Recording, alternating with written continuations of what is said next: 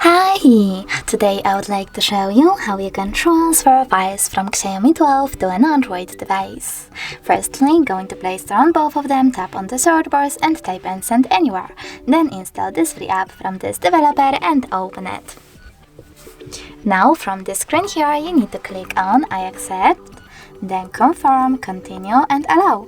Now do exactly the same on an Android. Following that, choose send on Xiaomi and receive on an Android. Then choose no thanks and close this window.